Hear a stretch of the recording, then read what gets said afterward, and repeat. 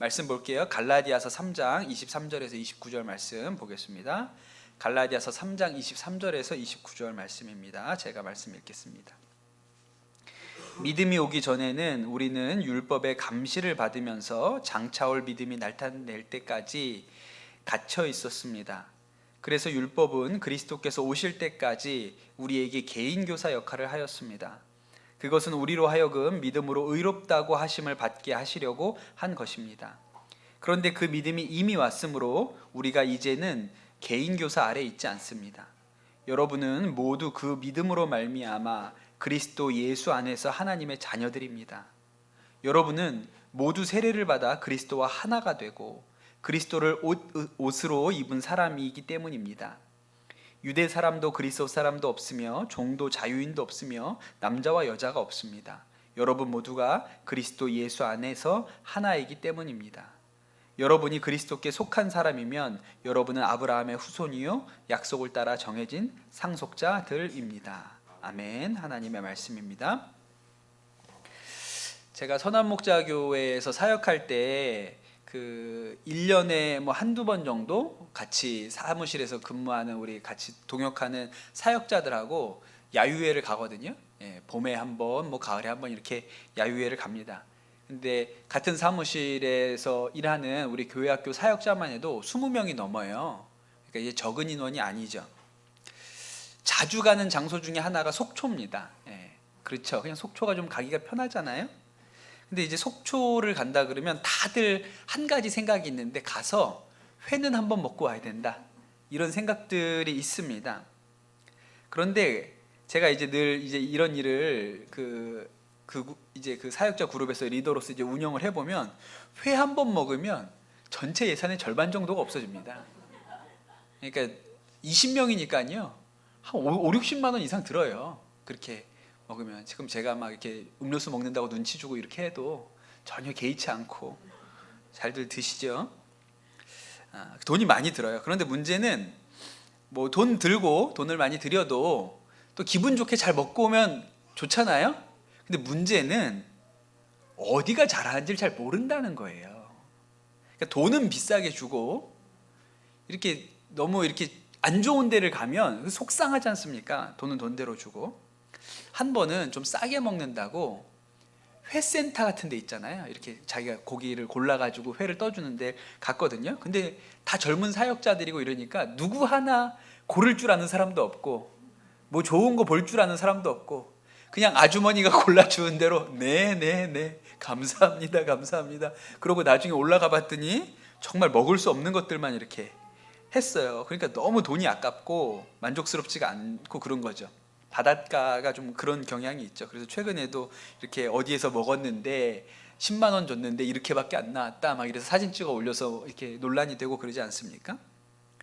제가 하는 생각은 꼭 속초에 가서 회를 먹어야 하나 이런 생각을 해요. 꼭 그걸 먹어야 되나.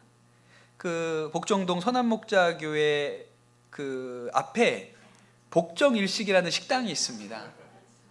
거기에 가면 회 정식 세트가 있는데요. 가격이 아주 좋고 먹어보면 잘 나오거든요. 그래서 제가 늘 주장하는 바는 여기서 먹고 출발하자. 속초 가서 굳이 모르고 바가지 쓰고 바보같이 당하지 말고 일단 회 먹고 싶으면 여기가 우리가 믿을만하고 잘하는 데니까 여기서 먹고 출발하자. 그게 제 지론이거든요. 한 번도 누구도 동의한 적은 없습니다. 제 생각에 아무도 그걸 좋은 생각이라고 하는 사람은 없지만 저는 그러면 될 거예요. 어차피 먹는 거 여기서 먹고 가면 안 되나? 이게 더 싼 것 같은데 그렇게 생각을 하죠.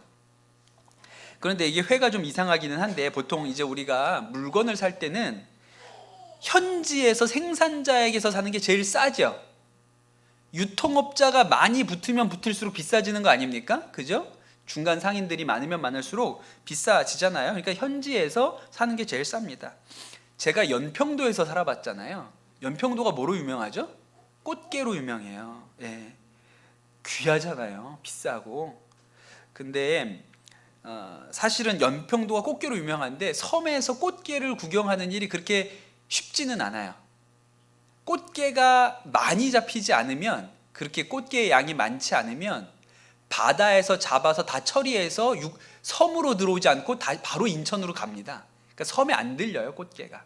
그런데 아주 꽃게 풍년이 들었을 때, 그럴 때는 이제 더 이상 배에서 다 처리할 수가 없기 때문에 섬으로 꽃게가 들어옵니다. 근데 제가 연평도 살았을 때 그때가 엄청난 풍어였어요. 몇 년 만에 꽃게가 어마어마하게 잡혀가지고 그냥 섬 전체가 꽃게 천지였어요.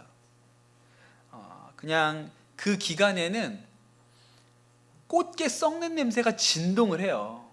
예, 그걸 다 처리를 못하니까 그물에서 못 대면 그냥 못 대면 썩고 이러거든요. 동네 개들이 꽃게를 물고 다닙니다. 예, 동네 개들이 막 꽃게를 물고 다녀요. 섬에 널렸죠. 그러니까 가격이 싸요. 저도 그 마을 교회에 배 타는 집사님한테 말씀을 드려가지고 30만 원어치 샀습니다.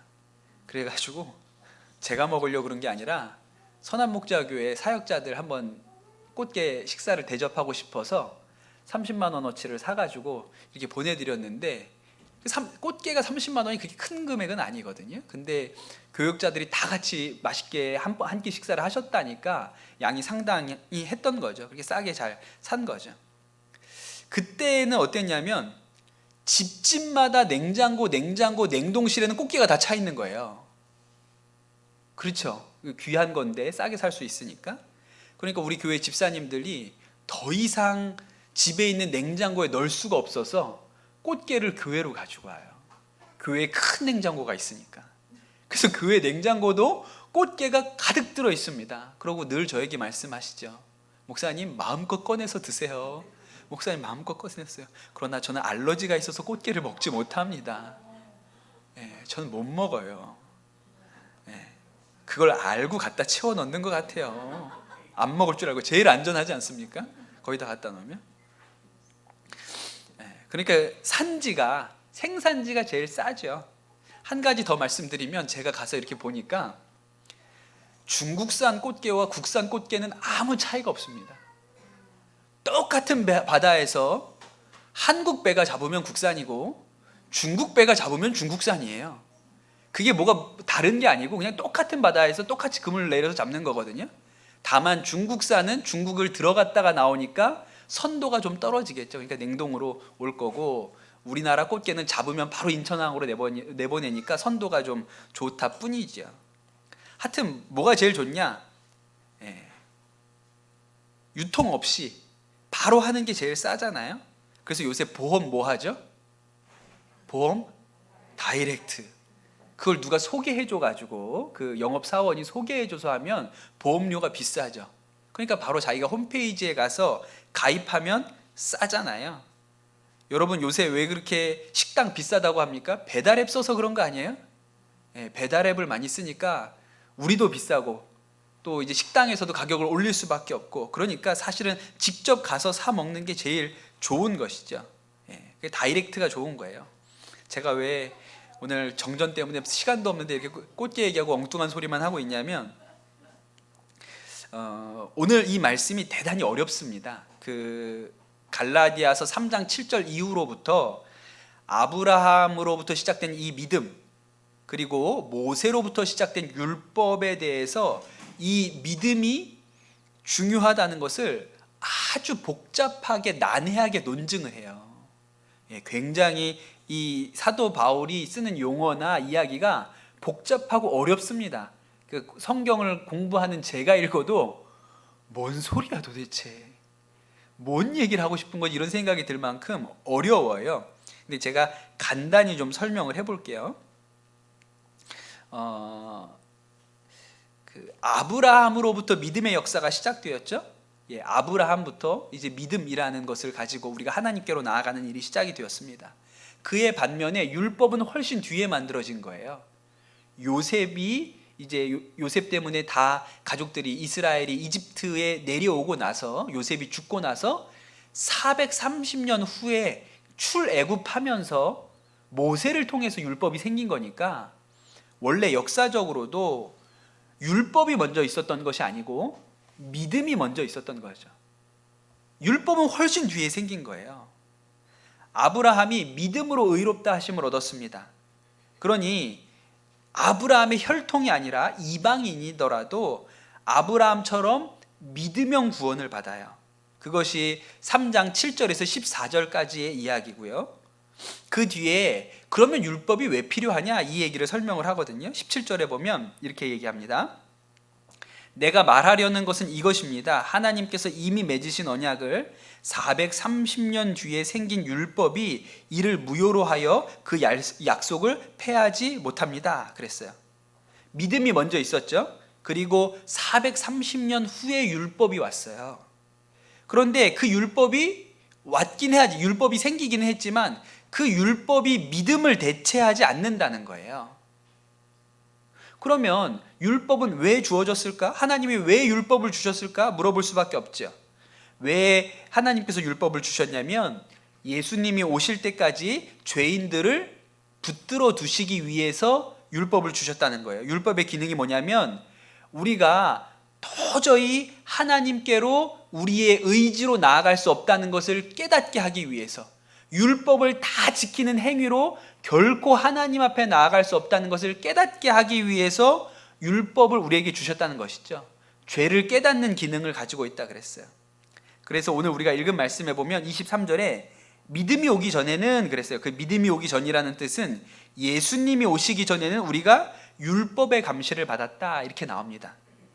율법이 우리를 죄 짓지 못하도록 이렇게 가이드라인을 딱 정해놨다는 거예요. 24절에 보면 그래서 율법은 그리스도께서 오실 때까지 우리에게 개인교사 역할을 했습니다. 예수님이 아직 안 오셨기 때문에 율법이 우리가 죄 짓지 못하도록 개인교사 역할을 했다는 거예요. 그런데 예수님이 오셨습니다. 그래서 25절에 보면 그런데 그 믿음이 이미 왔으므로, 여기서 믿음이 왔다는 얘기는 예수님이 오셨으므로 우리가 이제 개인교사 아래에 있지 않습니다. 그러니까 더 이상 개인교사가 필요 없다.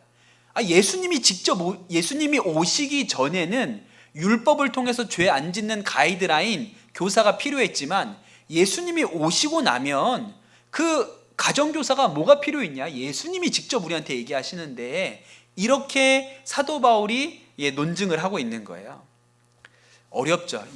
제가 설명해 준 게 쉽게 해드린 거예요. 그것도 어려운데 쉽게 해드린 거고 사도 바울이 한 얘기는 훨씬 어렵게 얘기를 하거든요. 좀 더 쉽게 한번 해보겠습니다.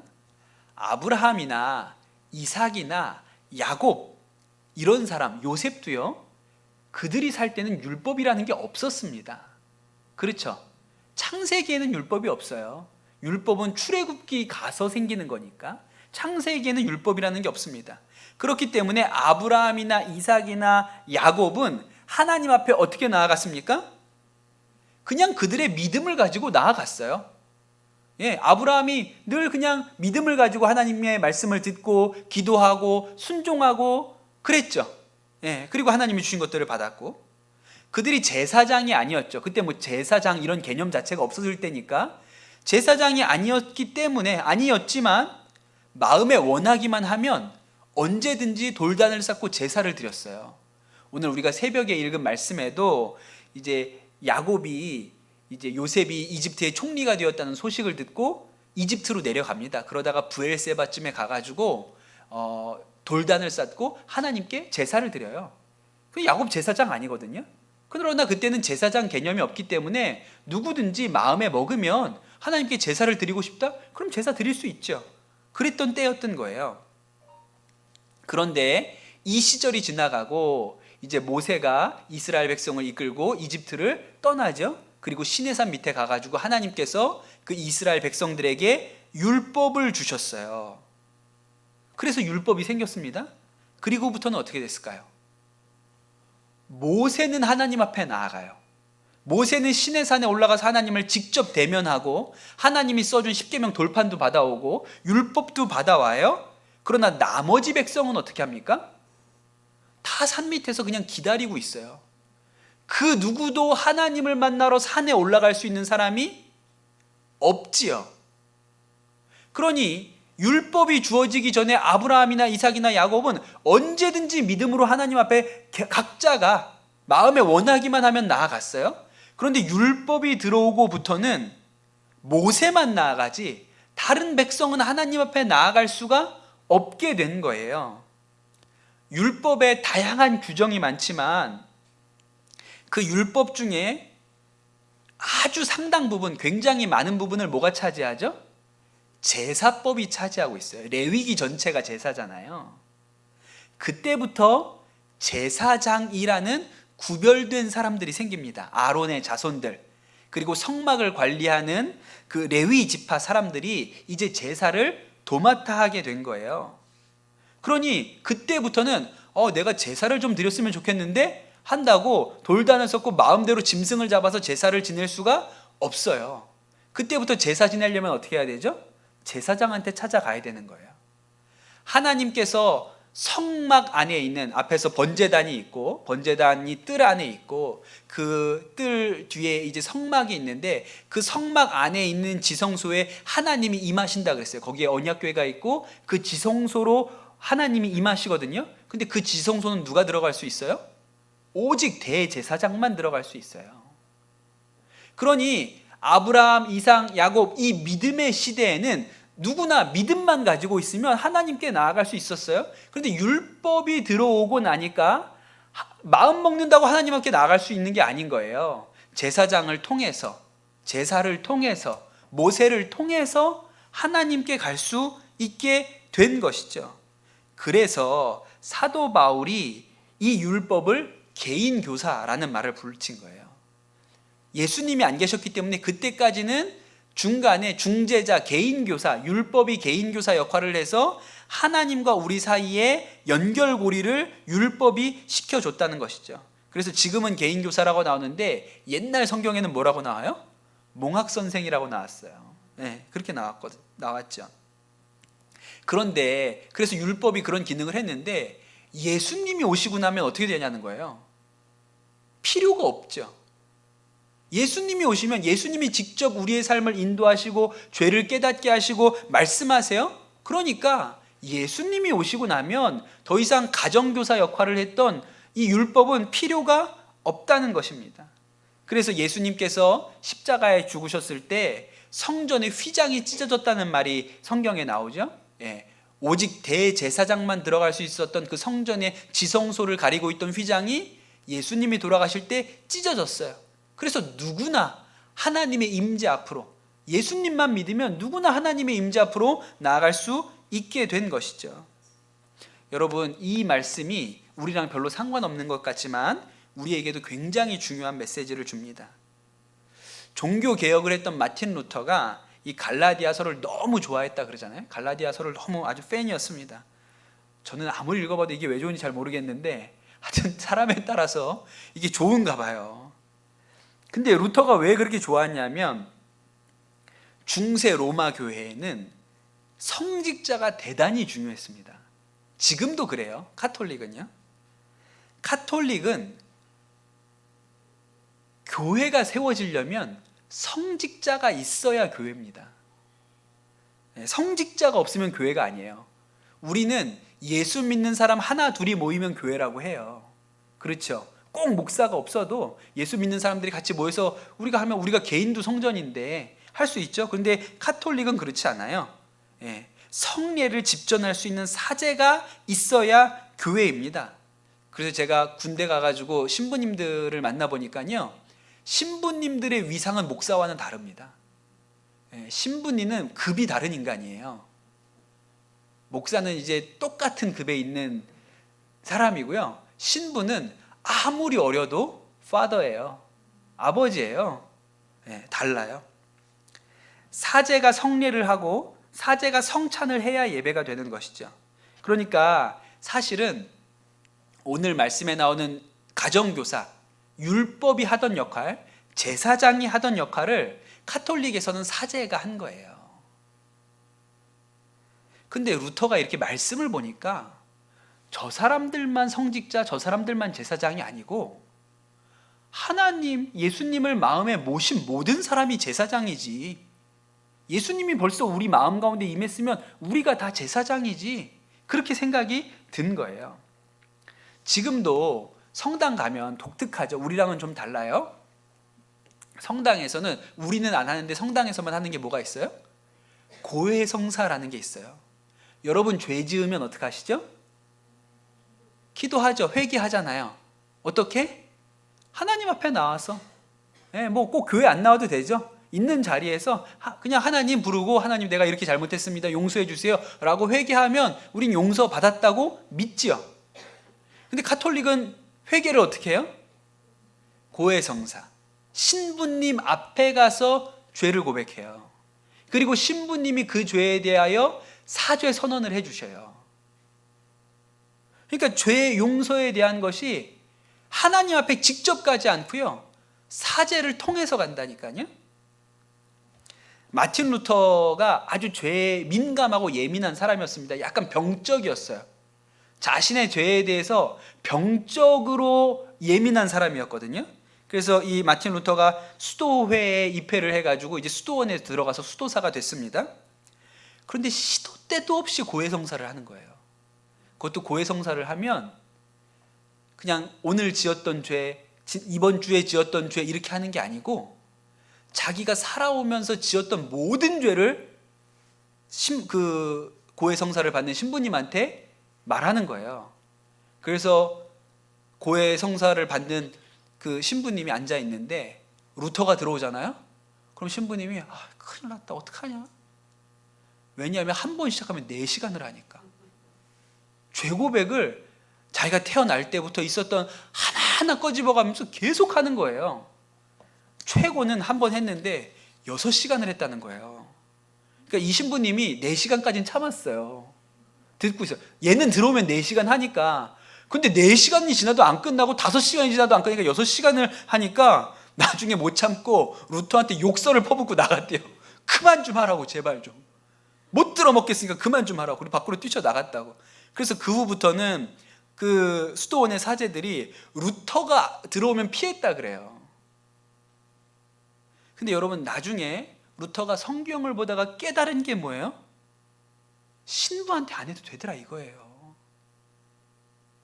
신부한테 할 필요가 없지. 예수님한테 직접 하면 되지.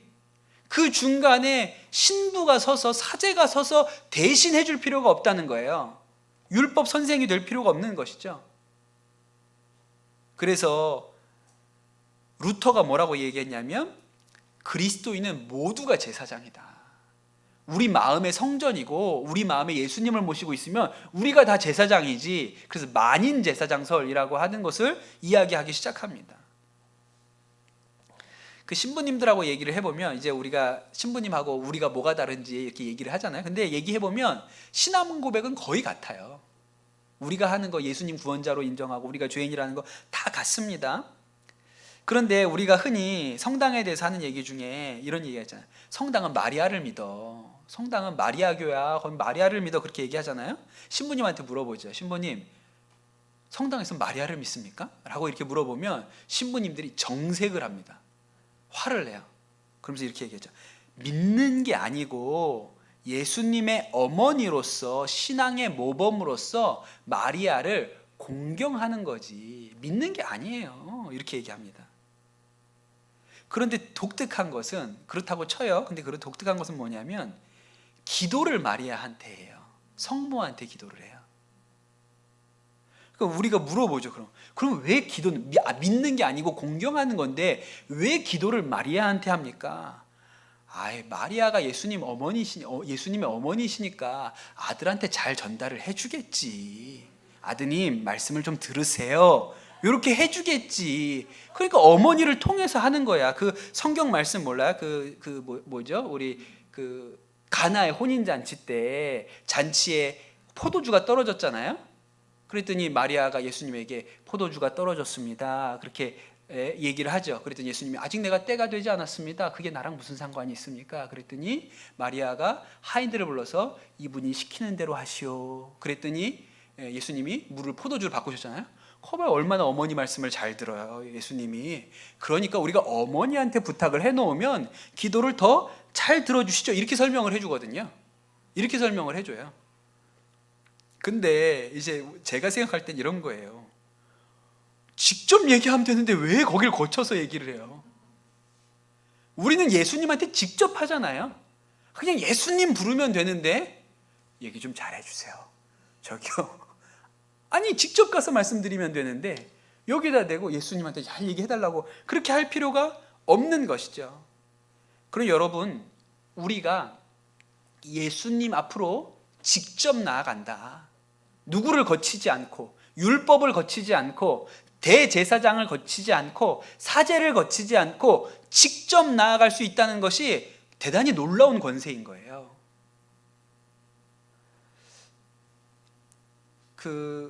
교회도 마찬가지인데, 교회에는 신부가 없죠. 사제가 없고 목사가 있지 않습니까?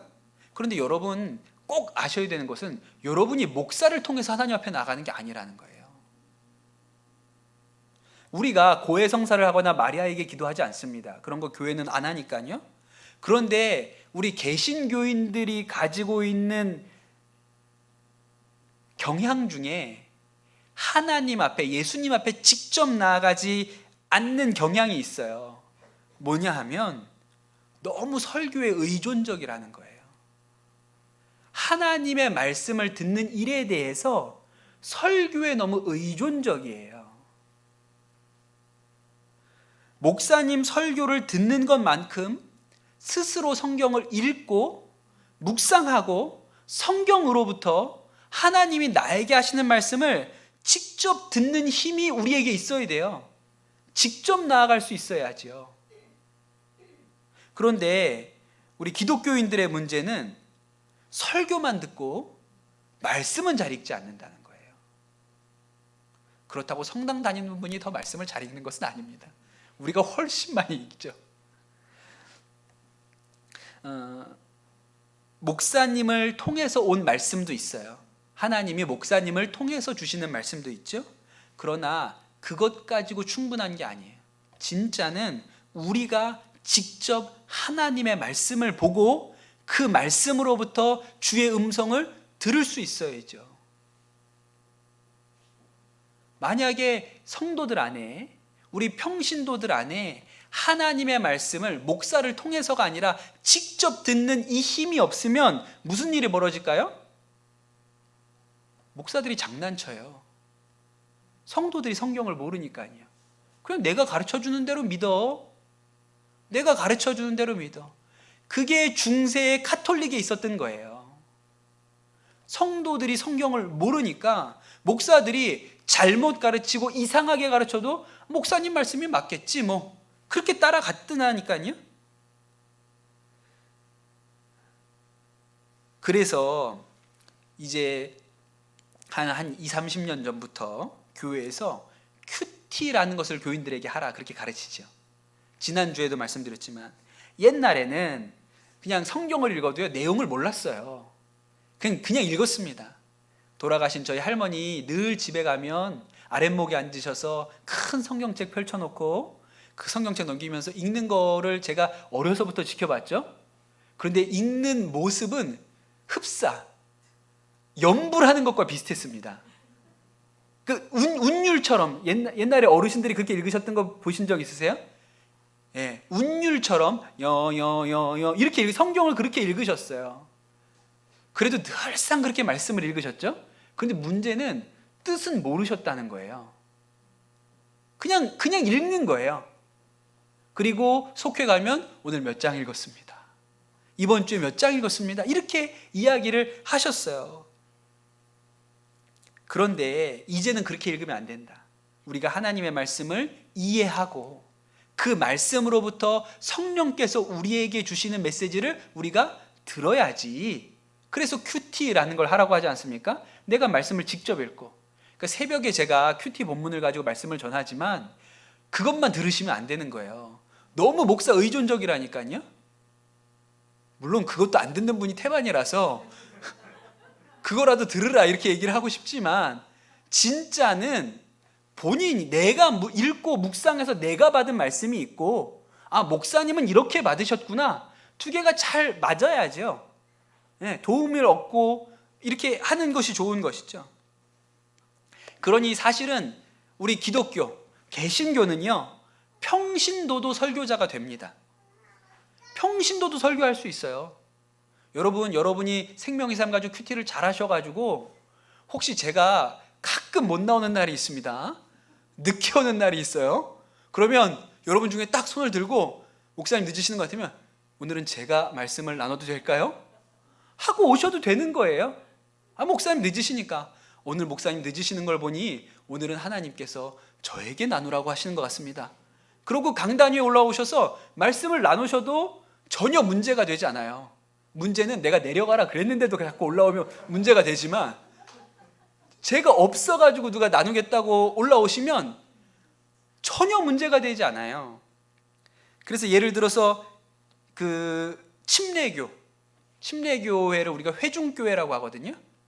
회중교회라고 하는데, 이런 회중교회에서는 신학교도 없고 목사도 없어요. 실제로는. 지금 우리나라 침례교나 미국에 있는 침례교들은 어쩔 수 없이 교단의 성격을 떼서 그렇지만, 원래 회중교회는 평신도들 중에 말씀을 가르치는 데 은사가 있는 사람, 성도들에게 말씀을 가르쳐 줄 수 있는 탤런트를 가진 사람을 목사로, 그들 중에서 목사로 세워요. 신학교 갔다 왔다고 임명을 하는 게 아니에요. 자기들 중에서 목사로 세웁니다. 그래서 우리 많이들 아실 텐데, 하형록 목사님이시라고 P30일 그 직장에서 우리가 어떻게 그 믿음 생활할지 그 책 쓰신 목사님 계시잖아요. 그분이 미국에서 건축회사, 설계회사 사장님이시잖아요. 근데 그분이 어떻게 목사님이서 사장님인데? 침례교회니까 가능하죠. 그 회중 중에서 말씀을 잘 알고 성도들을 말씀으로 잘 양육할 수 있으면 목사로 세워요. 감리교회 감리교회 아니라 개신교회 한쪽 전통은 평신도들이 말씀을 읽고 말씀에 열려 있으면 목사로 세웁니다. 그것이 가능하죠. 우리나라는 그렇지. 우리나라는 이제 침례교도 그렇게 하지 않죠. 신학교 침신대 나오셔야 목사 안수를 드리기는 하지만, 그러나 여러분, 우리나라도 비슷한 일들이 있죠. 어떤 여자 집사님이 그냥 집사님인데 큐티를 하시고 나눔 방에서 큐티 나눔을 하면 사람들이 너무 은혜를 받는 거예요. 이건 무슨 목사님 설교하는 것보다 그 집사님이 큐티방에서 나눔을 하면 성도들이 그 말씀 가운데 깨닫는 게 훨씬 더 많아요. 너무 이분이 이렇게 큐티 나눔하는 거가 탁월하고, 그래서 그 큐티 나눔방에 서로 들어가려고 그러니까 아예 집사님이 아예 이 나눔하는 모임을 만들어 보시라. 그 성도들한테 오라고 해가지고 본인이 받은 은혜를 그냥 이렇게 강단에서 성도들하고 큐티 나눔을 하시라, 그렇게 열어드렸죠. 그랬는데 목사님들이 인도하는 예배보다 더 많이 모이는 거예요. 성도들이 더 많이 모여요. 그래가지고 이렇게 담임 목사님이 보다 보니까 안 되겠다, 큰일 나겠다. 그래서 집사님은 이제 신학교 가가지고 신학하시고 목회를 하시오. 왜냐하면 집사님처럼 그렇게 하시면 그냥 교회를 하나 하셔도 되겠다고. 그래서 그분이 신학교에 가서 공부하고 목사 안수를 받고 목회를 하시잖아요. 그게 누구예요? 김양재 목사님이잖아요. 우리들 교회 김양재 목사님이 그렇게 하셔서 목회자가 되신 거죠. 그러니까 그냥 평신도인데 집사님이셨는데 혼자 큐티하고 말씀을 읽을 때 하나님이 부어주시는 지혜와 영감이 놀라우니까, 그분을 통해서 은혜가 흘러가니까 목사로 세우잖아요. 그러니까 여러분, 진짜 건강한 그리스도인은요, 개신교인들은 목사님 설교에 너무 의존하면 안 돼요. 스스로 말씀을 읽고 말씀으로부터 내가 받는 은혜가 있어야 돼요. 그래서 저한테 오셔가지고, 목사님, 오늘 설교가 제 생각에는 조금 해석에 문제가 있지 않습니까? 라고 오셔서 조용히 이렇게 막 보는 데서 하지 마시고 겸손하게 메일 같은 거로 이렇게 하셔도 되는 거예요. 목사님, 여쭤볼 게 있습니다. 이렇게 하실 수 있는 거죠. 평신도들이 그만큼 하나님으로부터 직접 말씀을 듣는 훈련이 되어 있어야 합니다. 그 로마 교회가 세상을 다스리던 시절에, 그 시절에는 사람들이 성경을 읽을 수가 없었습니다. 왜냐하면 성경을 오직 라틴어로만 번역할 수 있다 그랬어요. 그런데 라틴어를 사람들이 몰라요. 고대 로마에서 쓰던 이 라틴어를 독일 사람이 어떻게 읽습니까? 영국 사람이 어떻게 읽어요? 프랑스 사람이 어떻게 읽습니까? 그러니까 라틴어를 공부한 사제들만, 신부들만 성경을 읽을 수 있었던 거예요. 평신도들은 성경을 못 읽습니다. 그래서 우리가 유럽의 교회들 가보면 뭐가 그렇게 많아요? 교회 벽면마다 그림, 또 뭐 성상 막 즐비하잖아요. 왜 그래요? 설명을 해야 되니까. 성경을 글로 읽을 줄 모르기 때문에 그림을 그려놓고 예수님의 일대기를 그려놓고 설명을 해준 거예요, 사제들이. 그러니까 평신도들은 그거밖에 알 수가 없었던 것이죠. 그러니까 어떻게 했어요? 사기치잖아요. 면죄부 사야 구원받는다고 사기를 친 거예요. 그런데 루터가 직접 하나님의 말씀을 읽어보니까 아니잖아요. 틀렸잖아요. 저 사람들이 거짓말하는 거잖아요. 오직 믿음으로 구원받지. 그래서 루터가 한 일이 뭡니까? 독일어로 성경을 번역하죠. 왜? 우리 동네 사람들이 자기 눈으로 보고 읽어야지. 그래야 그들이 깨닫는 게 있지. 그래서 독일어로 성경 번역하고 종교개혁자들이 다 자기 언어로 성경을 번역합니다. 영어 성경도 그래요. 위클리프라는 사람이 성경을 영어로 번역을 하죠. 처음으로 라틴어 성경을 영어로 번역했거든요. 나중에 이 영어로 성경을 번역했다는 것을 로마 교황청에서 알아가지고 어떻게 했냐면 이미 위클리프는 뭐 죽었어요. 무덤에 묻혔습니다. 그 시신을 꺼내가지고 목을 자르고 불태웠어요. 그 다음에 위클리프가 번역한 성경 다 찾아와라 그래가지고 다 불에 쌓아놓고 태웠다고요. 뭐 어때요? 죽었는데. 이미 죽었는데. 그랬어요. 그래서 위클리프가 번역했던 영어 성경은 멀리 퍼지지 못합니다.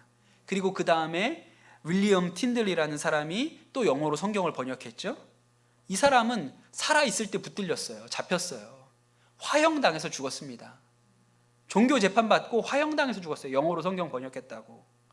그런데 그가 종교 재판 받으면서 그 자기를 재판하는 로마 교회 성직자들한테 한 말이 아주 유명하죠.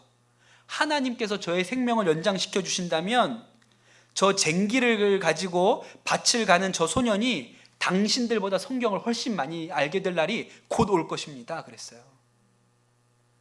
밭에서 농사 짓는 소년도 성경을 읽으면 이해할 수 있어야 된다고 생각을 한 거예요. 그래가지고 아주 쉽게 성경을 번역했죠. 그게 틴들판 성경이에요.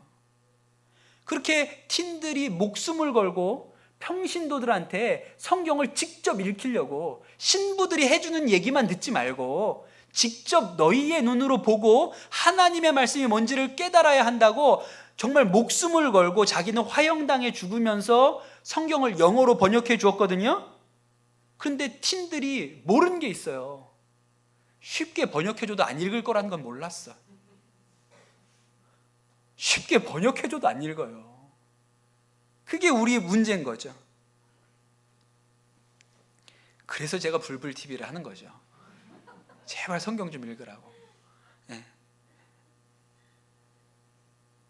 여러분, 우리 그리스도인은 성당 다니는 분들은 신부를 통해서 예수님께 나아가는지 몰라도 우리 개신교인들은, 그리스도인들은, 기독교인들은 목사를 통해서 예수님께 나아가지 않습니다. 우리는 각자가 나아가요. 개인이 나아가는 거예요. 도움은 얻을 수 있겠죠.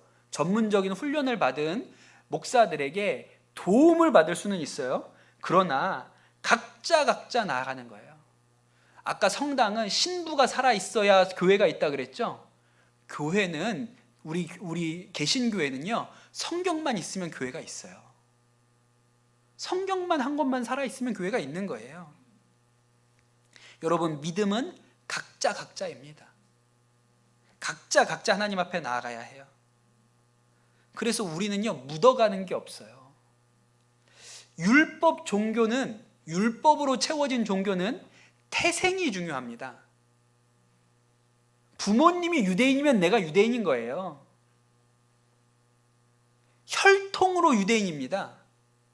혈통 때문에 아브라함의 자손이 된 거예요. 아브라함의 자손으로 태어났기 때문에 할례를 받은 거고요. 구원을 얻은 거예요. 그러니 율법 종교는요, 어디에서 태어나는지, 부모가 유대교인이면 나도 유대교인이 돼요. 이슬람교도 똑같습니다. 여러분, 이슬람교 가정에서 태어나면 무슬림이에요. 자신이 선택하고 말고 이런 문제가 없어요. 그냥 거기는 선택이란 개념이 없어요. 내가 무슬림 가정에서 태어났으면 나는 무슬림이지. 그렇게 생각을 해요. 벗어날 수 있는 것도 아니고요. 예를 들어서 구소련 지역 있죠. 뭐 카자흐스탄, 뭐 우즈베키스탄, 타지키스탄 뭐 이런 데가 있지 않습니까? 그런 데도 다 무슬림들이 살잖아요. 근데 여러분, 이런 지역에 사는 무슬림들은요, 실제로는요, 전혀 무슬림답게 살지 않아요. 하루에 5번 기도 안 합니다. 술 엄청 많이 먹어요. 보드카 먹어요. 그 요새 우즈베키스탄에 가서 아무 길거리에 나서서 한국말로 저 좀 도와주세요. 그럼 누구든지 와서 한국말로 도와준대요. 그렇게 한국 왔다 간 분들이 많아가지고 어디 가든지 그냥 그 소련 말 못해도 우즈베키스탄 말 못해도 그냥 저 좀 도와주세요 한국말로 하면 와가지고 문제 있어요? 이렇게 물어본대요. 우즈베키스탄 사람들이.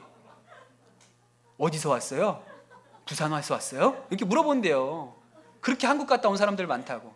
근데 그 사람들한테 다 무슬림이에요. 그 사람들한테 한국 가서 뭐가 제일 맛있었어요? 돈가스요. 무슬림들이 돈가스 먹어요.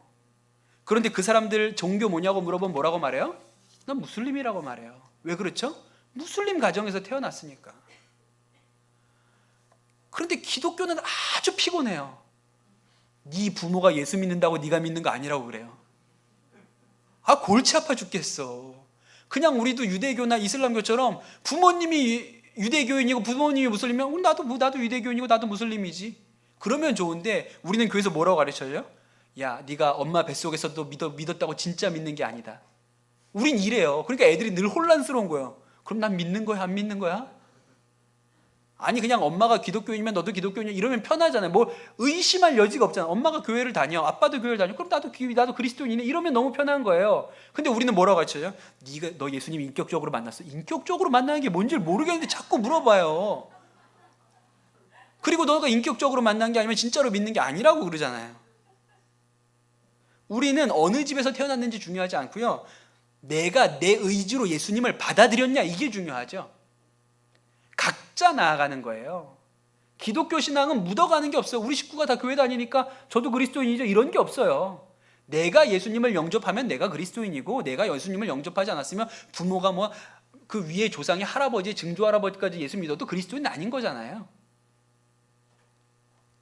군대에서 목회할 때 보면 이런 분들이 많아요. 목사님, 뭐 간부들이 저한테 와가지고 제가 목사인 줄 다 아니까 그냥 할 말이 없어요. 이게 목사님이랑 둘이 앉아 있으면 할 말이 없으니까 저희 고모부도 목회하세요. 어디에서 교회하세요? 그래, 그러시군요.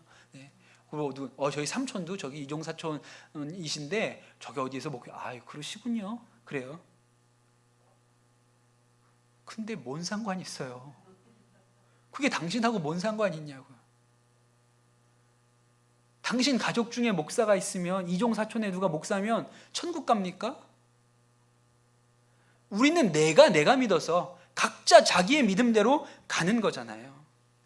그래서 침례교나 순복음교회는요 유아 세례가 없어요. 부모가 왜 정해? 얘가 구원받은 그리스도인인지 아닌지를 왜 부모가 결정해? 그래서 거긴 유아 세례가 없어요. 오직 자신이 의지로 결심해서 받아들인 것만 진짜야. 그러니까 생각할 수 있을 때 이제 자기가 자기 스스로 내 믿음을 결정할 수 있을 때 세례를 받죠. 그래서 순복음 교단이나 침례교는 유아 세례를 주지 않아요. 제 주변에 있는 목사님들 중에도 자녀에게 감리교 목사인데도 불구하고 유아 세례 안 준 목사님들 있어요. 왜 내가 책임져? 지가 해야지. 지가 믿으면, 예수님 믿으면 자기가 가서 세례 받아야지. 그래야 진짜지. 근데 이게 개신교 정신이거든요. 우리는 누구한테 묻어갈 수 없어요. 각자 가는 것이죠. 그러니 여러분, 우리가 자녀들을 양육할 때 일반적인 양육의 목표가 독립이라고 하잖아요. 양육의 목표가 독립이래요. 좋은 거 먹이는 게 양육의 목표가 아니고 양육의 목표는 혼자 살 수 있도록 만들어주는 게 양육의 목표라고 하지 않습니까? 신앙도 마찬가지예요. 우리가 자녀들에게 해야 되는 양육이 뭐예요? 홀로 서는 믿음을 줘야죠. 우리는 다이렉트예요. 우리 믿음은 다 다이렉트입니다. 누가 중개해 주는 게 없어요. 그런데 여러분, 이게 얼마나 엄청난 축복인지 몰라요. 직접 하나님 앞에 나아가는 것이, 직접 하나님 앞에 나아가는 것이 놀라운 은혜입니다. 일본에 가면 나가사키라는 도시가 있다 그럽니다. 들어보셨죠? 뭘로 유명해요? 짬뽕. 못 가봤지만 먹어는 봤잖아요. 나가사키 짬뽕. 네. 그런데 이 나가사키가 일본에서 유명한 카톨릭 도시예요. 왜냐하면 그 개항장, 우리로 치면 인천처럼 서양 문물이 들어온 곳이기 때문에 이 카톨릭 신앙도 일찍 들어왔습니다. 그래서 거기가 카톨릭 신앙을 가진 분들이 인구 비율이 높은 그런 도시예요. 그 나가사키에 가면 오우라 천주당이라는 아주 오래된 예배당, 아주 오래된 성당이 있습니다. 이 예배당이 1864년에 완공되었다 그러니까 명동 성당보다도 훨씬 빠르죠. 한 4, 50년 이상 빠르죠. 그런데 이 나가사키 언덕에 이 오우라 성당이 지어지고 나서 얼마 되지 않아서 아주 초라한 행색의 일본 남녀들이, 이게 시골 사람들이 이 예배당에 찾아왔다는 거예요. 그리고 그때 이 성당을 담임하던 프랑스 신부에게 우리가 그리스도인입니다, 그렇게 얘기를 했대요. 일본은 사실 그것보다 훨씬 빨리 카톨릭이 들어왔습니다. 임진왜란보다도 50년이나 빨리 일본의 카톨릭 교회가 들어와요. 프란시스 하비에르라는 선교사가 일본에 처음 들어오거든요. 그런데 그 임진왜란 일어나기 전까지 50년 동안 일본의 카톨릭 교회가 어마어마하게 부흥을 해요. 왜냐하면 일본이 좀 독특하잖아요. 다이묘라 그래서 군주들이 있거든요. 지역마다. 그 군주가 기독교인이 되면 그 성에 사는 모든 사람이 기독교인인 거예요. 그래가지고 그 초창기 한 50년 동안에 순식간에 기독교인이 엄청나게 많아집니다. 임진왜란 때 우리나라에 쳐들어왔던 일본 군인 중에 상당수가 기독교인이었어요. 고니시라는 일본의 장수가 그리스도인이었거든요. 그 휘하의 장수들이 다 그리스도인이었어요. 그 정도로 일본의 그리스도인들이 많았거든요. 그런데 하루아침에 뒤집어집니다. 그걸 뒤집은 사람이 도요토미 히데요시예요. 도요토미 히데요시가 확 뒤집어서 금교령을 내리고 기독교를 못 믿게 합니다. 그리고 기독교인에 대하여 그 카톨릭 신도들에 대해서 어마어마한 박해를 해요. 그래서 동네 사람들을 예수님 성화를 그려놓고 밟고 지나가라. 안 밟잖아요? 그럼 죽였어요. 아주 잔악무도한 박해가 수십 년을 이어집니다. 그러니까 일본에는 기독교가 씨가 말랐어요. 한때 그렇게 많았던 기독교인들이 다 사라졌다고 생각했어요. 그런데 이제 그 시대가 다 지나가고 250년이 흘러가지고 다시 일본이 세계에 대해서 유럽에 문을 연 거예요. 그리고 이제 프랑스에서 신부들이 들어오는데 성당을 세웠는데 누군가 아주 허름한 행색의 사람들이 나타나서 우리가 그리스도인입니다, 그런 거예요. 그 250년 동안 숨어서 믿은 거예요. 안 걸리고 살아남아서 그걸 자식들한테 그 신앙을 물려줘서 그리스도인들이 숨어서 산 거예요. 250년을. 그래서 이 사건을 신도 발견이라고 하거든요. 근데 대단하죠. 카톨릭에서 되게 유럽 교회에서 이 사건이 굉장히 센세이션했어요. 어떻게 이런 일이 있을 수가 있나 그랬어요. 그런데 이 사람들이, 이 살아남은 숨어있는 그리스도인들이 뭘 가지고 250년을 견뎠게요? 머지않아 독신의 신부들이 이 땅에 다시 찾아올 거라는 약속을 믿었어요. 그리고 250년을 견뎠다 그랬어요. 근데 제가 이 얘기를 책에서 읽으면서 뭐가 안타까웠냐면, 이 성도들한테 당신들 마음 안에 이미 예수 그리스도께서 와 계십니다 라고 가르쳐 줬으면 어땠을까? 그들이 250년을 신부를 기다리지 않고 이미 그들 마음 가운데 예수님이 있으니까 그들이 250년을 참고 기다린 거잖아요. 자식들한테 그 신앙을 또 물려준 거잖아요. 근데 처음부터 그들의 심령 가운데 당신 마음 안에 예수가 있어. 신부들이 성찬식, 분병 이런 거 얘기하지 말고 당신 마음 안에 예수 그리스도가 있어. 그렇게 하고 성경 한 권 줬으면. 카톨릭은 성경 번역을 잘 안 해요. 선교지에 가서도 신부가 들어가서 교회 세우고 영성체 하는 게 먼저지 성경 번역하려고 안 하거든요. 성경 한 권만 번역해가지고 그 사람들한테 주고, 그들 마음 안에 이미 예수님이 와 계시다 그랬으면 이미 그들이 교회고 이미 그들이 성도고 제사장인데, 저는 그 얘기를 읽으면서 감동도 있지만 안타까운 마음이 들더라고요. 그걸 제대로만 가르쳐줬으면. 오늘 갈라디아서 하나님이 하시는 말씀을 들어보십시오. 26절에 여러분은 모두 그 믿음으로 말미암아 그리스도 예수 안에서 하나님의 자녀들입니다. 여러분은 모두 세례를 받아 그리스도와 하나가 되고 그리스도를 옷으로 입은 사람들이기 때문입니다. 당신들이 하나님의 자녀요.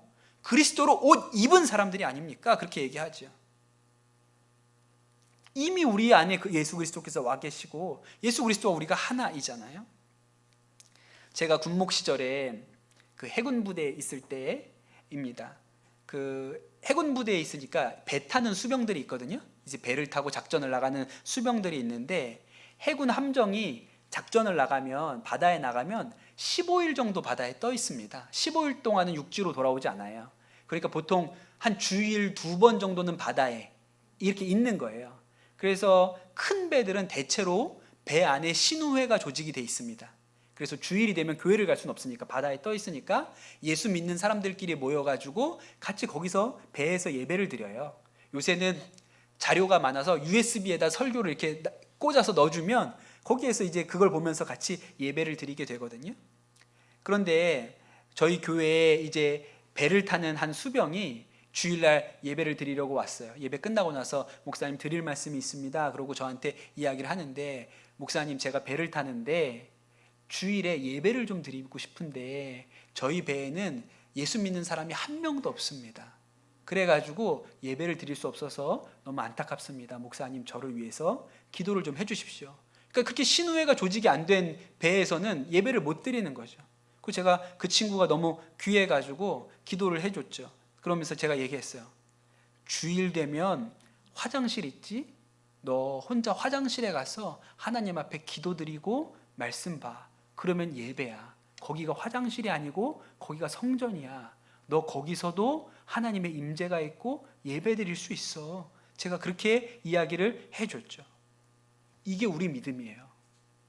우리는 아무것도 없어도 믿음 하나 가지고 있으면 하나님 앞에 나아갑니다. 이게 기독교예요. 사제도 필요 없고 율법도 필요 없고 제사장도 필요 없어요. 사실은 예배당도 필요 없어요. 중국 교회 예배당이 다 닫혔는데 공원에서 모이는 교회, 집에서 모이는 교회로 모이잖아요. 오직 믿음 하나 있으면 하나님께로 나아갈 수 있는 게 우리 믿음이에요. 여러분, 유대인인지 이방인인지 그리스인인지 헬라인인지 하나도 중요하지 않습니다. 믿음 하나 있으면 하나님께 나아갈 수 있어요. 부자인지 가난한지 아무 장애가 되지 않아요. 얼마나 그 사람이 배운 사람인지 못 배운 사람인지 중요하지 않아요. 여러분, 미국의 그 흑인 노예들도 예수 믿었어요. 그들도 그 노예 생활하면서 글도 모르고 아무것도 모르지만 그들이 이 노예 생활 끝나는 날에 하나님께서 그들을 만나 주실 거라고 믿음 가지고 노예 생활 견뎠다니까요. 그래서 그들이 영가를 만들어 불렀잖아요. 많이 배웠는지 못 배웠는지 글을 읽을 수 있는지 없는지도 중요하지 않아요. 늙었거나 젊었거나 상관없어요. 남자와 여자도 상관없습니다. 오직 믿음 하나 있으면 하나님께로 나아갈 수 있어요. 어마어마한 축복이잖아요. 우리가 하나님께로 나아가는데 아무것도 필요 없다. 헌금을 얼마만큼 해야 되는 것도 아니고 교회를 얼마만큼 나와야 되는 것도 아니고 목사님한테 잘 보여야 되는 것도 아니고 그냥 믿음 하나 있으면 하나님께 나아갈 수 있어요. 그래서 오늘 28절에 뭐라 그랬냐면 유대 사람도 그리스 사람도 없으며 종도 자유인도 없으며 남자와 여자가 없습니다. 여러분 모두가 그리스도 예수 안에서 하나이기 때문입니다. 그랬어요. 상관없어요. 오직 믿음 하나 있으면 우리가 아브라함의 자손이에요. 오직 믿음 하나 있으면 우리가 하나님 앞에 나아갈 수 있는 것이죠. 여러분 마음의 소원은 여러분 하나님의 이름으로 축복하는 것은 여러분 오늘 예배드리는 우리 모든 강남 선한목적의 성도님들 한 분 한 분이 각자 하나님 앞으로 나아가시게 되기를 축복합니다. 우리가 하나님께로 나아가는 것을 가로막을 어떠한 장애물도 없습니다. 어떠한 다른 필요도 없어요. 믿음 하나 있으면 예수 그리스도께서 우리의 구원자시요 내 마음에 오셨다는 것 한 가지만 확실하게 믿으면 우리가 하나님 앞으로 나아갈 수 있는 것이죠. 그것이 우리의 믿음입니다. 여러분 이 믿음 가운데 견고하게 서시게 되기를 축복합니다. 우리 같이 찬양하고 기도하겠습니다.